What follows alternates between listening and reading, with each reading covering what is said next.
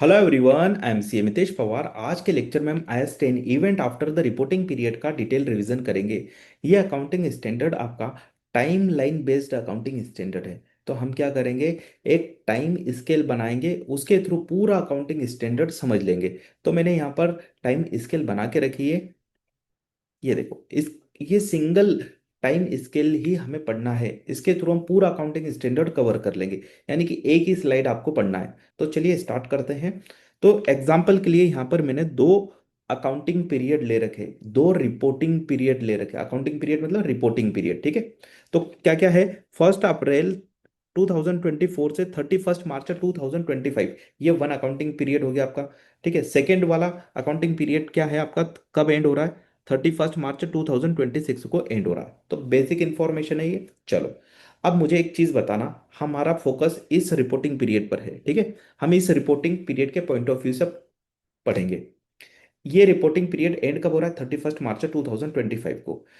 क्या इस दिन आपके फाइनेंशियल स्टेटमेंट प्रिपेयर्ड हो जाएंगे, कंप्लीट हो जाएंगे, फाइनलाइज हो जाएंगे क्या? नहीं। कब होंगे फिर? सर अभी इसको बनने में टाइम लगता है। अभी तो डेप्रिसिएशन कैलकुलेट करना बाकी है। अभी तो इन्वेंट्री का फिजिकल काउंट करेंगे, फिर उसका इन्वेंट्री का वैल्यूएशन करेंगे, प्रॉफिट हमें पता चलेगा, तभी तो हम क्या बना पाएंगे, इनकम टैक्स का प्रोविजन बना पाएंगे। तो अभी ये टाइम लगेगा सर बनने में। तो किस दिन हम फाइनलाइज माने कि आपके फाइनेंशियल स्टेटमेंट प्रिपेयर्ड हो गए हैं, फाइनलाइज हो गए हैं? जिस दिन board of director authorised for issue कर दें, उस दिन माना जाता है कि आपके फाइनेंशियल स्टेटमेंट कंप्लीट हो गए हैं, फाइनलाइज हो गए हैं। यानी कि इस डेट के बाद अब फाइनेंशियल स्टेटमेंट में कोई भी चेंजेस पॉसिबल नहीं होते हैं। क्यों? क्योंकि अब ये ऑथोराइज्ड फॉर इशू हो गए। अब ये पब्लिक में जाएंगे, financial statement annual general meeting में प्रेजेंट किए जाएंगे। तो इसमें अब कोई भी पॉसिबिलिटी नहीं बचती चेंजेस की। सर अगर कंपनी नहीं है, अदर एंटिटी है, जैसे पार्टनरशिप फर्म है, तो फिर करस्पॉन्डिंग ऑथोरिटी, है ना, जिस दिन करस्पॉन्डिंग ऑथोरिटी क्या कर दे, ऑथोराइज्ड फॉर इशू कर दे, वो आपकी फाइनल डेट होगी, कट ऑफ डेट होगी। तो पार्टनरशिप के फर्म के केस में पार्टनर करस्पॉन्डिंग अथॉरिटी होती है, यानी कि अप्रूविंग अथॉरिटी होती है। चलो ये समझ में आ गया। तो अब यहाँ पर ये समझो कि फॉर एग्जाम्पल के लिए 30 जून को क्या हो रहे हैं, ये financial statement authorised for issue हो रहे हैं। 30 जून को क्या हो रहा है, ऑथोराइज्ड फॉर इशू हो रहे हैं। इस पीरियड में, इस 3 मंथ के पीरियड में, अप्रैल मई जून, यहाँ से यहाँ तक जितने भी इवेंट होते हैं उनको बोला जाता है event after the reporting period. है ना, मैं बहुत आराम से समझा रहा हूँ क्योंकि MCQ ऐसे ही पूछे जाते हैं कि बताओ कि event after the reporting period में कौन सा पीरियड कवर करोगे, है ना। तो ये पीरियड आपका क्या है, इवेंट आफ्टर द रिपोर्ट। इस पीरियड में जो भी इवेंट होंगे उसको बोलते हैं event after the reporting period. ठीक है। चलो अब एग्जाम्पल लेके समझाता हूँ इसका इंपॉर्टेंस क्या है। यहाँ पे देखो, अभी हम इसको क्या कर रहे हैं, इसको यहाँ से हटा रहे हैं। अभी एज्यूम करो कि आपके फाइनेंशियल स्टेटमेंट, अभी आपके financial statement authorised for issue नहीं हुए। अभी हम कहाँ पर है, फॉर एग्जांपल के लिए अभी हम अप्रैल मंथ में, कहाँ पर है, अप्रैल मंथ में। अप्रैल मंथ में क्या हुआ, 10 अप्रैल को ऑर्गेनाइजेशन में हो गई फायर। क्या हो गई, फायर। उस फायर की वजह से आपका इन्वेंट्री का लॉस्ट हो गया, आपका प्लांट एंड मशीनरी डैमेज्ड हो गई। तो अब होगा क्या, ये लॉस हुआ है आपको, क्या हुआ है, आपको लॉस हुआ है। आप इस लॉस की अकाउंटिंग एंट्री कब करोगे? ऑब्वियसली बात है, लॉस हुआ है अप्रैल में, तो अप्रैल में आप अकाउंटिंग एंट्री करोगे। क्या इस अकाउंटिंग पीरियड में करोगे? क्या नहीं सर, इसमें थोड़ी ना करेंगे। हम किस में करेंगे, हम अप्रैल में ही करेंगे अकाउंटिंग एंट्री। अब ये अप्रैल में आपने अकाउंटिंग एंट्री कर दी, ठीक। अब ये लॉस पब्लिक को कब पता चलेगा? सर जब इस रिपोर्टिंग पीरियड के financial statement authorised for issue होंगे, उसके बाद ही तो पता चलेगा। तो कब होंगे? सर मार्च, मार्च के बाद ही होगा, ऑब्वियसली बात है। फॉर एग्जांपल के लिए वो यहाँ पर होंगे, हम डेट ले लेते हैं एग्जांपल के लिए, ये 30 जून 2026। सर यहाँ जाके क्या होगा, ऑथोराइज्ड फॉर इशू होगा। तो इसके बाद पब्लिक को पता चलेगा कि ऑर्गेनाइजेशन में क्या हुआ था, फायर हुआ था। जो स्टेक होल्डर है कंपनी के, फॉर एग्जांपल के लिए इन्वेस्टर्स, इन्वेस्टर को कब पता चलेगा, जब वो फाइनेंशियल स्टेटमेंट रीड करेंगे। तो उनको क्या बोलता है, इस टाइप के लोगों को बोला जाता है यूजर्स ऑफ फाइनेंशियल स्टेटमेंट। तो यूजर को कब पता चल रहा है, 30 जून 2026 को जाके पता चलेगा। फायर कब हुआ है? 10 अप्रैल 2025 को। तो बहुत डिले हो रहा है ना, इंफॉर्मेशन में बहुत डिले हो रहा है। ये इंफॉर्मेशन हम दे सकते हैं, कहाँ दे सकते हैं? इस वाले रिपोर्टिंग पीरियड के फाइनेंशियल स्टेटमेंट में ही दे सकते हैं, क्योंकि अभी तक ये फाइनल नहीं हुए। तो हम इसमें क्या कर देंगे? डिस्क्लोज कर देंगे। हम क्या कर देंगे? डिस्क्लोजर दे देंगे कि हमारे यहाँ फायर हुआ है, इसकी वजह से हमारी इन्वेंट्री में इतना लॉस हो रहा है, हमारे प्लांट एंड मशीनरी में इतना लॉस हो रहा है। हम ये इंफॉर्मेशन दे देंगे ताकि यूजर्स को क्या पता चल सके, टाइमली इंफॉर्मेशन उनको मिल सके। तो वो अपना डिसीजन कैसे ले पाएंगे फिर? इन्फॉर्म्ड डिसीजन ले पाएंगे अगर उनको इंफॉर्मेशन टाइमली मिल जाए तो, है ना? तो इस स्टैंडर्ड के पीछे ये लॉजिक था, इसलिए इन्होंने क्या बोला, आप इस टाइप के इवेंट को क्या करो? डिस्क्लोज कर दो। ये क्या है? फायर एक इवेंट है। क्या है? इवेंट। ये इवेंट कब हुआ? इस पीरियड के बाद हुआ। इस पीरियड के बाद हुआ। लेकिन कब हुआ?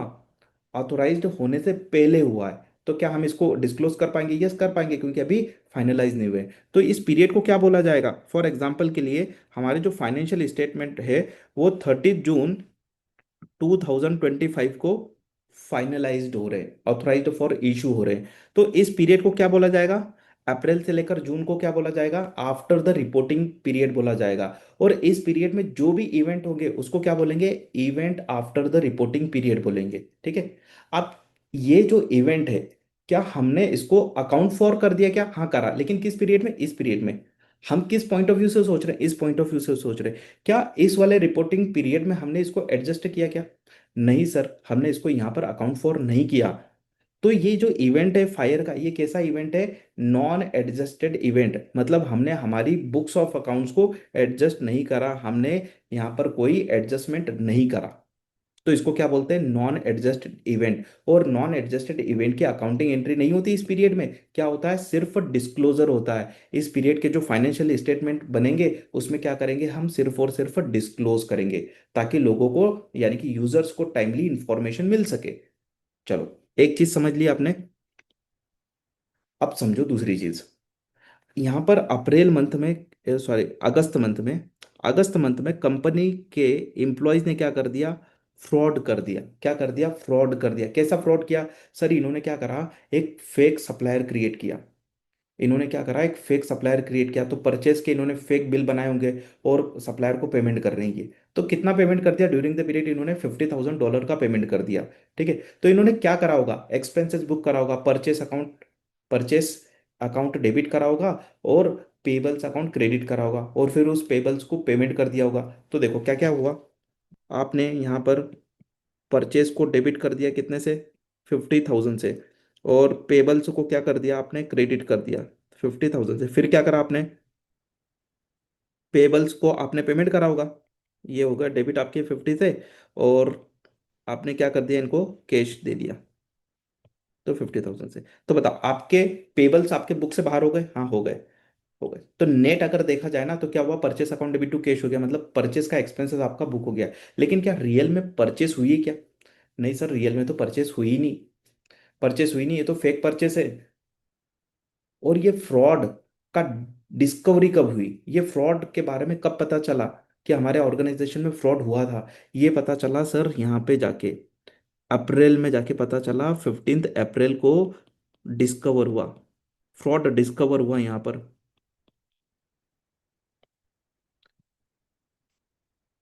यानी कि ये फ्रॉड तो एग्जिस्टेंस में था। क्या इस पीरियड में एग्जिस्टेंस में था क्या? हाँ, इस पीरियड में एग्जिस्टेंस में था। उसका कंफर्मेशन या उसका एविडेंस हमें कब मिला? उसका एविडेंस हमें अप्रैल में जाके मिला है। तो बताओ, अब क्या सिर्फ हम इसको डिस्क्लोज करें या इसको अकाउंट फॉर करें इस फ्रॉड को? मतलब क्या हमें लॉस बुक करना पड़ेगा? क्या लॉस हुआ ना हमारे यहाँ? क्या इस लॉस को हम बुक करें या सिर्फ डिस्क्लोज करके छोड़ दें? नहीं सर, इसको तो अकाउंट फॉर करो ना। क्यों? क्योंकि हम इसी रिपोर्ट के तो फाइनेंशियल स्टेटमेंट बना रहे हैं, जो कि अभी फाइनल भी नहीं हुए हैं। तो हम इसको क्या करेंगे? अकाउंट फॉर कर देंगे। कब करेंगे? 31 मार्च को कर देंगे। अभी हम कहाँ स्टैंड है? अभी हम 15 अप्रैल पर है। ठीक है। तो 15 अप्रैल को पता चला है, तो हम क्या कर देंगे? यहाँ पर 31 मार्च को एडजस्टमेंट एंट्री पास कर देंगे यहाँ पर। इस डेट पर मैं अकाउंटिंग एंट्री पास करूंगा। बताओ क्या अकाउंटिंग एंट्री होना चाहिए? तो सर लॉस है ये तो, है ना? तो लॉस ड्यू टू फ्रॉड है ना। तो ये हम क्या कर देंगे, 50,000 से डेबिट कर देंगे। तो ये हमने डेबिट कर दिया। क्रेडिट क्या करें सर, क्रेडिट कर दो ना। आपने परचेस गलत रिकॉर्ड करी थी ना, परचेस थोड़ी ना है वो आपकी एक्चुअल में। तो आपने पहले परचेस का एक्सपेंसेस बुक कर दिया होगा, अब हमने उसको क्या कर दिया, क्रेडिट कर दिया। तो एक्चुअल में हुआ क्या, loss due to fraud account debit, और क्रेडिट क्या हुआ है, कैश क्रेडिट हुआ है, मतलब कैश यहाँ पर क्या हो गया, क्रेडिट हो गया। अगर इस नट शेल में इस अकाउंटिंग एंट्री को देखोगे तो क्या बचा आपका, ये बचा, देखो ये तो एंड हो गया ना अकाउंट, ये देखो ये एंड हो गया आपका। तो नेट अकाउंटिंग एंट्री क्या हो रही है, loss due to the fraud account debit to cash. चलो सिचुएशन आपको समझ में आ गई है ना। तो हमने क्या करा, हमारी बुक्स को एडजस्ट कर दिया। तो इस टाइप के इवेंट को क्या बोला जाता है, एडजस्टेड इवेंट। क्या है, एडजस्टेड इवेंट, है ना। तो एडजस्टेड इवेंट किसको बोलते हैं, ऐसा इवेंट जिसकी कंडीशन ऑलरेडी एग्जिस्टेंस में थी, रिपोर्टिंग पीरियड में ऑलरेडी एग्जिस्टेंस में थी, जिसका कंफर्मेशन हमें रिपोर्टिंग पीरियड के बाद में मिल रहा है ना। कंफर्मेशन कब मिल रहा है, रिपोर्टिंग पीरियड के बाद में मिल रहा है, but before the authorisation for issue. ठीक है, तो ये इस टाइप के इवेंट को बोला जाता है एडजस्टेड इवेंट। अगर आपको ये समझ में आ गया तो पूरा स्टैंडर्ड खत्म हो गया, यही खत्म हो गया। ठीक है। अब एक और एग्जांपल लेते हैं। यहाँ अप्रैल मंथ में आपने क्या करा, क्रेडिट पर गुड्स सेल कर दिया। क्या कर दिया, क्रेडिट पर गुड्स सेल कर दिया। कितने का, $10,000 का। और आपने क्या बोला, आपने बोला रिसीवेबल को कि आप हमें पेमेंट कर देना जुलाई तक, ना जुलाई तक का क्रेडिट पीरियड दे दिया उसको। लेकिन जुलाई तक कोई पेमेंट नहीं आया। अगस्त में आपने रिमाइंडर दिया, पेमेंट नहीं आया। ऐसा करते करते आप अक्टूबर तक रिमाइंडर देते रहे। उसके बाद आपको है ना उसने चेक दे दिया नवंबर में, नवंबर में चेक दे दिया आपको। लेकिन जैसे आपने बैंक में चेक प्रेजेंट किया, वो हो गया डिसऑनर, है ना, चेक बाउंस हो गया। तो क्या आपको पेमेंट मिला, क्या अभी भी नहीं मिला। तो आपने वापस से उससे फॉलोअप लिया कि आपने जो चेक दिया था वो क्या हो गया, डिसऑनर हो गया, है ना। और आप उसे बार बार रिमाइंडर करा रहे हो लेकिन वो पेमेंट नहीं दे रहा। ईयर एंड हो गया। अब आपको क्या लग रहा है यहाँ पर क्या हुआ होगा, पेमेंट क्यों नहीं दे रहा है। ऑर्गेनाइजेशन भी ऐसा ही सोचती होगी ना। ऑर्गेनाइजेशन को लग रहा है कि इसकी फाइनेंशियल कंडीशन वीक हो गई है, क्या हो गई है, फाइनेंशियल कंडीशन वीक हो गई है, इसलिए ये पेमेंट नहीं दे रहा है। क्या लेकिन कंफर्मेशन है क्या, नहीं, ऐसा आप सोच रहे हो, ऐसा हुआ होगा। कंफर्मेशन कब मिली आपको यहाँ पर, अप्रैल मंथ में 10 अप्रैल को एक कंफर्मेशन मिलती है। क्या कंफर्मेशन मिलती है, बैंक करप्ट हो गया, ये क्या हो गया, बैंक करप्ट हो गया। ये बैंक करप्ट हो गया है, 10 अप्रैल को पता चला। यानी कि आपको ये कंफर्मेशन कब मिल रही है, 10 अप्रैल को। क्या ये बैंक करप्ट जैसी सिचुएशन पहले से एग्जिस्टेंस में थी क्या, हाँ, कंडीशन तो पहले से एग्जिस्टेंस में थी, उसकी फाइनेंशियल कंडीशन पहले से ही वीक थी। ये हमें कैसे पता चल रहा था, बार बार रिमाइंडर कर रहे थे, पेमेंट नहीं दे रहा था। चेक जो उसने इशू किया था वो क्या हो गया, डिसऑनर हो गया, बाउंस हो गया। तो हमें लग तो रहा था पहले से ही, मतलब कंफर्मेशन कब मिली इस कंडीशन की, 10 अप्रैल को मिली, आफ्टर द रिपोर्टिंग पीरियड। तो ये जो इवेंट है, इस टाइप के इवेंट को बोला जाता है एडजस्टेड इवेंट। क्यों, क्योंकि हम अपनी बुक्स को एडजस्ट करेंगे। अब हम क्या करेंगे, यहाँ पर बेड डेट से एक्सपेंसेस बुक करेंगे ना। तो क्या एंट्री पास करें 31 मार्च के दिन, बेड डेट्स एक्सपेंसेस डेबिट कर देंगे, कितने से, 10,000 से। और क्रेडिट क्या कर देंगे, हम अलाउंसेस फॉर डेटर्स बना लेंगे ना। अलाउंसेस यानी कि अलाउंसेस मतलब प्रोविजन बना लेंगे, है ना। प्रोविजन वर्ड सही नहीं रहता, ये हमने F3 में भी देखा हुआ है। अलाउंसेस बोलते हैं क्योंकि ये असेट्स है, ये लाइबिलिटी नहीं है, ये हमारी असेट्स थी। तो असेट्स के रेस्पेक्ट में क्या बोलते हैं, अलाउंसेस फॉर बेड डेट्स। तो हमने ये क्रिएट कर दिया 10,000 से। तो अकाउंट फॉर कराना है इस इवेंट को, हमने इस इवेंट को हमने क्या करा, अकाउंट फॉर कर दिया। तो ये एडजस्टेड इवेंट हुआ। चलो समझ में आ गया आपका, ये IS 10 का कंसेप्ट यहाँ पर खत्म हो गया। ठीक है, अब एग्जाम में क्या क्या पूछा जाएगा वो आपको ले जाता हूँ। तो सबसे पहले अब हम समझेंगे डेट ऑफ ऑथराइजेशन के ऊपर दो चार एग्जांपल, और उसके बाद देखेंगे प्रैक्टिकल क्वेश्चन ऑन एडजस्टेड और नॉन एडजस्टेड इवेंट। चलो, तो पहला एग्जांपल है, पहला एग्जांपल आपको क्या समझाएगा, event after the reporting period किसको बोलोगे। तो यहाँ पर देखो क्या बोल रहा है, रिपोर्टिंग पीरियड आपकी 31 मार्च, ऑथोराइज्ड कब हो रहे हैं, ये 30 जून को हो रहे हैं। मतलब इस पीरियड में जो भी इवेंट होंगे उसको हम क्या बोलते हैं, event after the reporting period बोलते हैं, ठीक है ना। तो देखो क्या है, इवेंट बिटवीन 1 अप्रैल टू 30 जून, तो इनको क्या बोलेंगे, events after the reporting period under IS 10। चलो नेक्स्ट एग्जांपल। बोर्ड ने ऑथोराइज कब किए फाइनेंशियल स्टेटमेंट? 5 मई 2020 को। शेयर होल्डर्स ने कब अडॉप्ट किए? 23 जून को अडॉप्ट किए। रिलीवेंट डेट क्या मानेंगे यहाँ पर? तो हम तो एक ही चीज को मानते हैं, जिस दिन बोर्ड ऑफ डायरेक्टर क्या कर दे, ऑथोराइज्ड कर दे, वही हमारी कट ऑफ डेट होती है। ठीक है, तो रिलीवेंट डेट क्या है हमारी अंडर IS 10? 5 मई है। चलो, board approval date is the authorisation date, not AGM date. तो AGM डेट क्या है? इररिलीवेंट है। तो ऐसे ही ना आपको कंफ्यूज करते हैं। चलो नेक्स्ट एग्जांपल है, बहुत अच्छा एग्जांपल है, समझो इसको। मैनेजमेंट ऑथोराइज फाइनेंशियल स्टेटमेंट कब कर रहे हैं? 18 मई 2022 को। मैनेजमेंट मतलब बोर्ड ऑफ डायरेक्टर है यहाँ पर। ठीक है, तो बोर्ड ऑफ डायरेक्टर कब ऑथोराइज कर रहे हैं? 18 मई को। सुपरवाइजरी बोर्ड है, सुपरवाइजरी बोर्ड ने यहाँ पर अप्रूव अप्रूव करे 26 मई को। Financial statement made public, public में कब इशू करे? ये 1 जून को पब्लिक में इशू कर दिए। शेयर होल्डर्स ने कब अप्रूव कर दिया? 15 जुलाई को। तो बताओ ऑथोराइजेशन डेट किस दिन की मानी जाएगी? कट ऑफ डेट क्या है इस स्टैंडर्ड के लिए? ये कट ऑफ डेट मानेंगे, जिस दिन board of director authorised for issue कर दे, वही हमारी कट ऑफ डेट होती है। उसी को हम यहाँ पर क्या बोलेंगे? Authorisation date. ठीक है, चलो नेक्स्ट एग्जांपल है आपका 4 नंबर का। अच्छा एग्जांपल है ये भी। इंटरिम रिजल्ट पब्लिश हो जाए तो उस केस में क्या होगा? कुछ नहीं, हमें तो एक ही चीज पता होना चाहिए, वो है बोर्ड ऑफ डायरेक्टर जिस दिन ऑथोराइज्ड कर दे, है ना। तो रिपोर्टिंग पीरियड जिस दिन एंड हो रहा है और जिस दिन board of director authorised for issue कर दे, इस बीच में जो भी इवेंट होंगे उसको हम बोलेंगे event after the reporting period. तो देखो क्या हो रहा है, आपका जो रिपोर्टिंग पीरियड एंड हो रहा है 31 मार्च 20x7 को। Interim financial result published quarter ended 30 जून। तो इस क्वार्टर एंडेड के लिए क्या हो गया? यहाँ पर रिजल्ट डिक्लेयर हो गया, इंटरिम रिजल्ट बोलते हैं। फाइनेंशियल स्टेटमेंट ऑथोराइज्ड कब हो रहा है? 30 अगस्त को। तो बताओ ये यहां से यहां तक का जो पीरियड है, अप्रैल 20x7 से लेकर 30 अगस्त तक का जो पीरियड है, इसको क्या बोलेंगे हम? Event after the reporting period. इस बीच में आपके इंटरिम रिजल्ट भले डिक्लेयर कर दिए, उससे हमें कोई मतलब नहीं है। हम इस पीरियड में जो भी इवेंट होंगे, अगर वो नॉन एडजस्टेड होंगे तो उसका क्या दे देंगे? यहाँ पर डिस्क्लोजर दे देंगे। अगर एडजस्टेड हुआ तो उसको अकाउंट फॉर कर देंगे। That's it. चलो नेक्स्ट अब क्वेश्चन की ओर आते हैं। प्रैक्टिकल क्वेश्चन करना है हमें दो चार। नेक्स्ट आपका इलस्ट्रेशन है, inventory damaged before year and, है ना। समझो क्या है सिनेरियो में, क्या लिखा है पहले तो वो देखते हैं। ABC limited has inventory worth 10 lakh rupees as of 31 December 2025। तो ईयर एंड है यहाँ पर इनका। इन्वेंट्री कितनी है? 10 लाख रुपीज की। On 10 April, before financial statement authorised, मतलब अभी तक फाइनेंशियल स्टेटमेंट ऑथोराइज्ड नहीं हुए।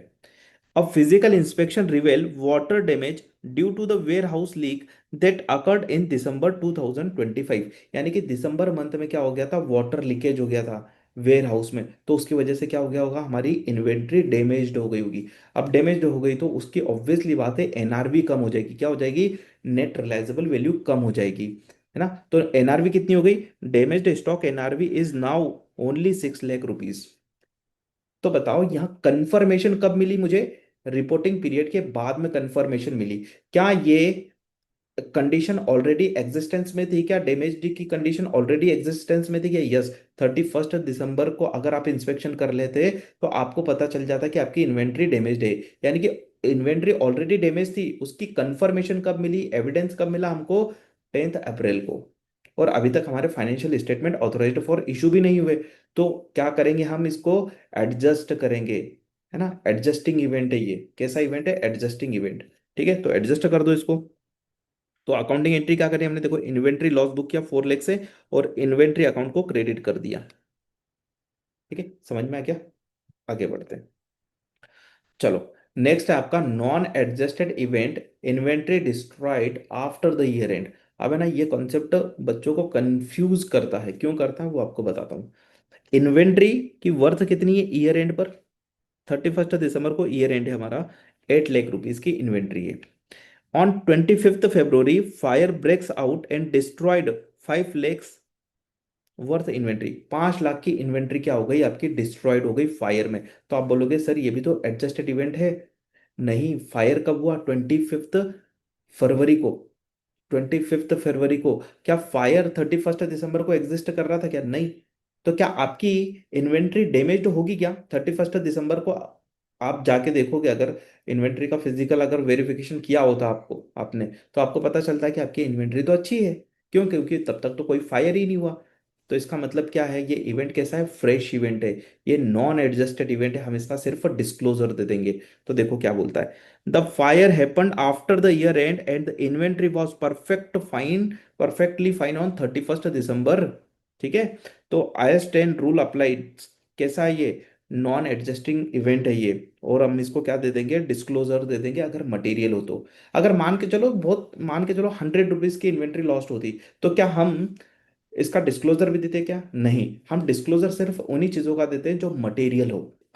चलिए, तो इसी के साथ IS 10 का रिवीजन यहाँ पर कंप्लीट हुआ। अगर वीडियो अच्छा लगा हो तो प्लीज लाइक कर देना, कमेंट कर देना, हमारे चैनल को सब्सक्राइब कर देना। ओके बाय एवरीवन, मिलते हैं नेक्स्ट रिवीजन वीडियो में।